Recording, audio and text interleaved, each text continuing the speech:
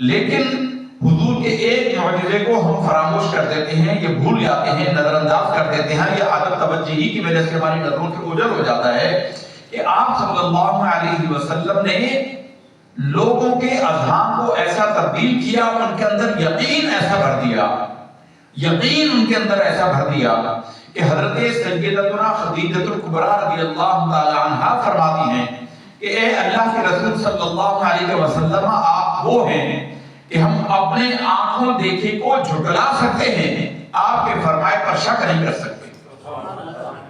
یہ جو یقین بھرا ہے نا رسول اللہ صلی اللہ علیہ وسلم، یہ بہت بڑا معجزہ ہے۔ آپ کسی کے دل میں آپ سے کسی کی کتنی محبت ہو، کسی کا کتنی ہی عقیدت ہو، لیکن آپ کے دل میں یقین وہ اس درجے کا داخل نہیں کر سکتا جیسا اللہ کے حبیب صلی اللہ علیہ وسلم نے لوگوں کے دلوں میں یقین ڈال دیا۔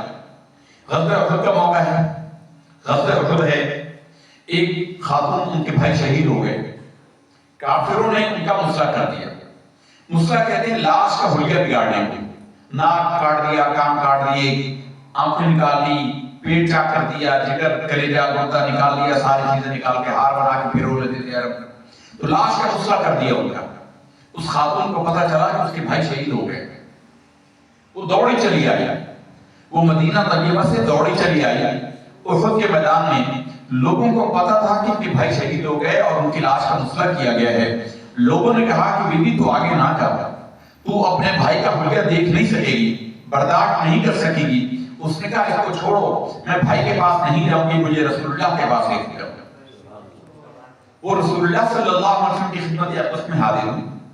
آپ صلی اللہ علیہ وسلم سے عرض کیا، یا رسول اللہ صلی اللہ علیہ وسلم، مجھے پتہ چل چکا ہے کہ میرا بھائی شہید ہو گیا، مجھے یہ بھی پتہ چلا ہے کہ میرے بھائی کے لاش کا مسئلہ کیا گیا، میں تو آپ سے صرف اتنا پوچھنے آئی ہوں کہ یا رسول اللہ صلی اللہ علیہ وسلم، اگر میرا بھائی قتل ہونے کے بعد جنت میں داخل ہو گیا تو اللہ کی قسم پھر تو مجھے کوئی رنج اور غم ہے ہی نہیں، لیکن اگر اس کو جہنم میں داخل کر دیا گیا یا رسول اللہ، پھر میں ایسا بیان کروں گی کہ حرم میں کسی عورت نے ایسا بیان نہیں کیا ہوگا، میں ایسا ماتم کروں گی کہ حرم میں کسی عورت نے اتنا ماتم نہیں کیا ہوگا۔ یہ ماتم کرنا اور بیان کرنا غزوہ احد کے بعد حرام ہوا ہے۔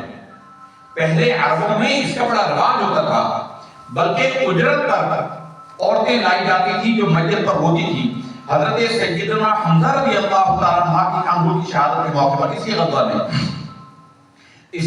میں حضرت سیدنا حمزہ حمی رسول اللہ صلی اللہ علیہ وسلم کی شہادت کے موقع پر حضور نبی کریم صلی اللہ علیہ وسلم جب مدینہ طیبہ پہنچے، ہر گھر سے رونے کی آواز آ رہی تھی۔ آپ صلی اللہ علیہ وسلم نے فرمایا ہر گھر سے رونے کی آواز آ رہی ہے، آج کوئی ایسا نہیں جو حمزہ پر روئے۔ تو انصار نے اپنی عورتوں کو بھیجا کہ حضور کے گھر جا کر حضرت حمزہ رضی اللہ تعالیٰ عنہ کی شہادت کروائیں۔ اس غزوہ کے بعد اللہ تعالیٰ نے میت پر بیان کرنے اور ماتم کرنے کو منع فرمایا ہے۔ تو رسول اللہ صلی اللہ علیہ وسلم نے کہا یا رسول اللہ، اگر میرا بھائی دوزخ میں چلا گیا پھر تو میں ایسا بیان کروں گی کہ کسی نے ایسا بیان کیا نہیں ہوگا۔ تو آپ صلی اللہ علیہ وسلم نے فرمایا کہ نہیں بی بی، بلکہ میں نے تیرے بھائی کو دیکھا ہے، وہ جنت کے پرندوں کی کوٹ کے اندر بیٹھا ہوا پوری جنت کی سیر کر رہا ہے۔ سبحان اللہ۔ یہ صحابہ کرام کا یقین تھا، یہ وہ یقین ہے جو صحابہ کرام کے دلوں میں حضور نے بھر دیا تھا۔ مولا علی شیر خدا رضی اللہ تعالیٰ عنہ فرمایا کرتے تھے کہ یا رسول اللہ صلی اللہ علیہ وسلم، اگر ہم سر کی آنکھوں سے جنت کو دیکھ لیں، ہم اپنے سر کی آنکھوں سے جنت کو دیکھ لیں، اللہ کی قسم ہمارے یقین میں رتی برابر اضافہ نہیں ہوگا، اور اگر ہم جہنم کو سر کی آنکھوں سے دیکھ لیں، ہمارے ایمان و یقین کے اندر ذرا سا اضافہ نہیں ہوگا کہ رسول اللہ صلی اللہ علیہ وسلم نے جنت اور دوزخ کی بابت ہمارے یقین کو اتنا بڑھا دیا ہے کہ اب اس میں مزید بڑھنے کی گنجائش رہی نہیں۔ ہمیں تو یہ ہوتا نا کہ جنت کی نعمتوں کا ذکر کیا جائے تو شوق بڑھتا ہے، وہ کہتے ہیں ہمارا یقین بڑھے گا ہی نہیں، حضور نے پہلے ہی اتنا یقین ڈال دیا ہے کہ اب ہمارا اضافہ نہیں ہو سکتا۔ یہ یقین بڑی نعمت ہے، یہ یقین معاشرے کے اندر اگر لوگوں کے ہمارے دلوں میں پیدا ہو جائے، اگر ہم یقین کرنے والے بن جائیں۔ دیکھیے کون نہیں جانتا کہ جھوٹے پر اللہ کی لعنت ہے، لیکن ہم جھوٹ بولتے ہیں اس لیے کہ ہمارا ایمان ہے، یقین ہے، لیکن یقین کا وہ درجہ نہیں ہے جو صحابہ کرام کے دلوں میں سرکار نے ڈال دیا تھا۔ سرکار نے جو یقین ان کے دلوں میں ڈالا تھا وہ یقین ہمارے دلوں میں نہیں ہے۔ حضور نبی کریم صلی اللہ علیہ وسلم نے فرمایا کہ غیبت کرنے والا ایسا ہے کوئی ہمارے اپنے بھائی کا گوشت کھانے والا۔ دل پر ہم ہاتھ رکھ کر بتائیں، کوئی شخص دعویٰ کرے کہ اس نے کبھی کسی کی غیبت نہیں کی؟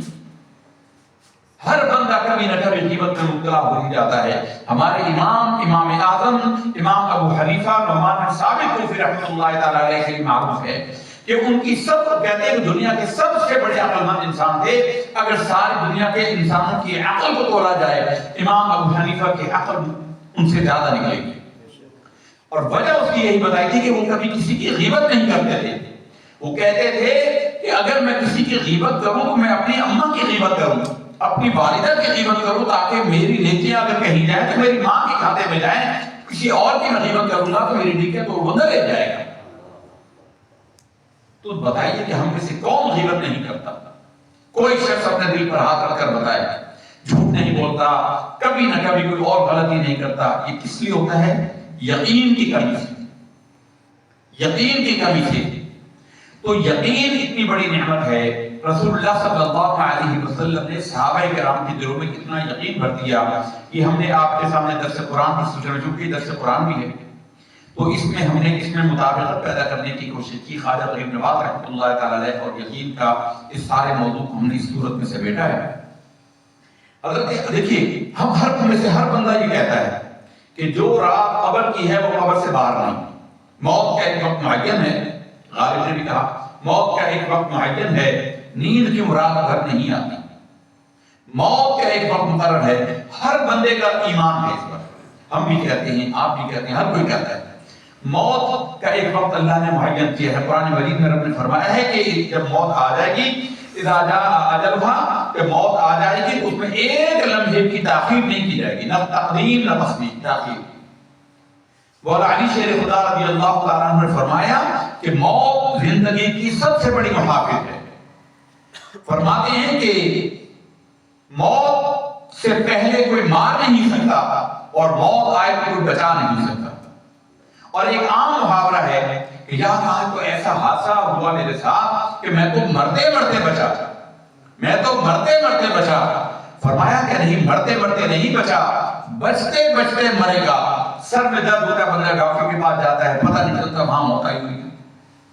آج آپ نے دیکھا ہمارے علاقے میں وائرس گیٹ کے اوپر وہ فلک ناک ٹاور کے اندر کوئی بندے نے، ظالم نے، وہ بدبخت نے خودکشی بھی کی، 4 بچوں کو بھی مارا، بیوی کو بھی مارا، خودکشی کر لی۔ اتنا بڑا ظلم اس ظالم نے کیا، بدبخت مہنگائی کے ڈر سے۔ تو ہلاک ہو، اپنی جان کو ہلاک کر۔ ان معصوموں کا کیا قصور تھا؟ اس عورت کا کیا قصور تھا؟ ان کا اللہ کو متبادل بندوبست کر لیتے۔